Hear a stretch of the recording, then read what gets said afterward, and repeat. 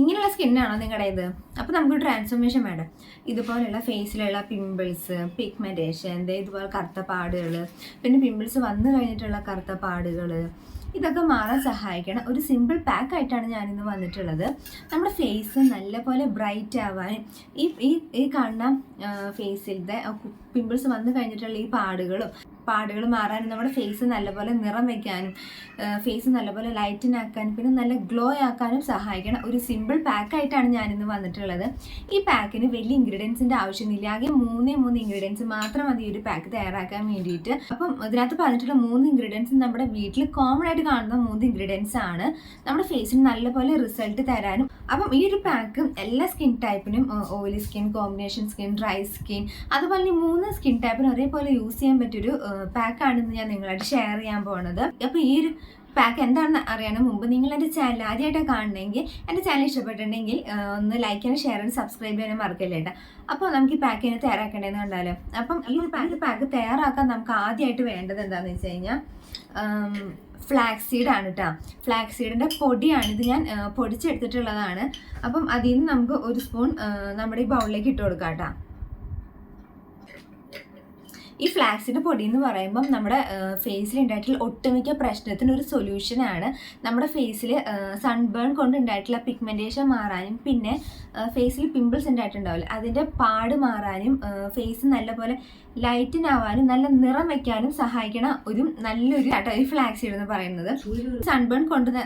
ഈ സൺബേൺ കൊണ്ട് നമ്മുടെ ഫേസിൽ ചുളിവുകൾ ഉണ്ടാവും. അതുപോലെ തന്നെ നമ്മൾ പ്രായമാകുമ്പോൾ നമ്മുടെ ഫേസിൽ ചുളിവുകൾ ഉണ്ടാവും. അതൊക്കെ മാറാനും ഫേസ് നല്ല നിറം വയ്ക്കാനും ബ്രൈറ്റ് ആവാനും പറ്റിയ നല്ലൊരു ഇൻഗ്രീഡിയൻ്റ് ആണ് ഈ ഫ്ലാക്സ് സീഡ് എന്ന് പറയുന്നത്. ഇനി അടുത്തതായിട്ട് ഇതിനകത്തേക്ക് വേണ്ടത് നമുക്ക്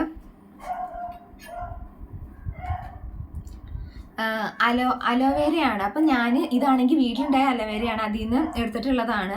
നാച്ചുറൽ അലോവേര ആട്ടത്. അപ്പം ഇത് നമ്മുടെ ഫേസിലെ പിമ്പിൾസ് പോവാനും പിന്നെ ഫേസിലത്തെ അതുപോലെ ഫേസിനെ മോയ്സ്റ്റ് ആക്കി വെക്കാനും നമ്മുടെ ഫേസിന് ഹൈഡ്രേറ്റ് ആക്കി വെക്കാനും ഒന്ന് ഗ്ലോ ആക്കി വെക്കാനും സഹായിക്കുന്നതായിട്ട് ഈ അലോവേര. അപ്പോൾ അത് ഞാൻ ഈ ബൗളിലേക്ക് ഇട്ട് കൊടുത്തിട്ടുണ്ട്.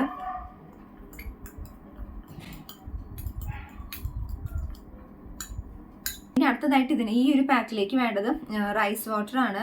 അത് ഞാൻ ഈ ബൗളിലേക്ക് ഒഴിച്ചു കൊടുക്കുന്നുണ്ട് കേട്ടോ.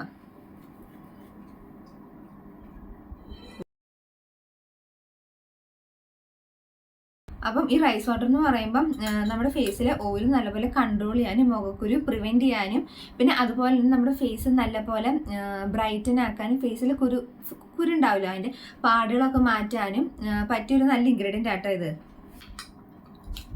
അപ്പോൾ നമുക്ക് ഈ പാക്ക് നമ്മൾ മിക്സ് ചെയ്ത് കഴിയുമ്പോൾ നമുക്ക് ഈ ഒരു കൺസിസ്റ്റൻസിയിലാട്ടോ കിട്ടുക. അപ്പോൾ നമുക്ക് അപ്ലൈ ചെയ്ത് കൊടുക്കാം കേട്ടോ.